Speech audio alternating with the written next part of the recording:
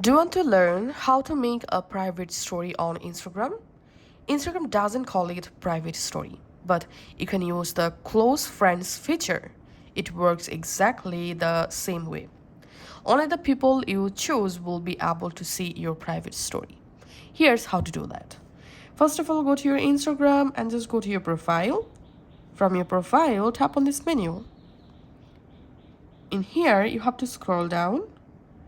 Under Who Can See Your Content section, you have to tap on Close Friends.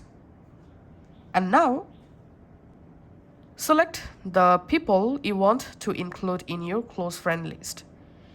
You can also search someone by using their username here. So I'm just adding this account, for example, and tapping on Done. So as you can see, I added only one people on my close friends list. Now all you have to need, tap on this plus icon, select story, and then just go ahead and create this story. And then here you have to tap on this close friends button instead of your story. And then your story will now show a green ring instead of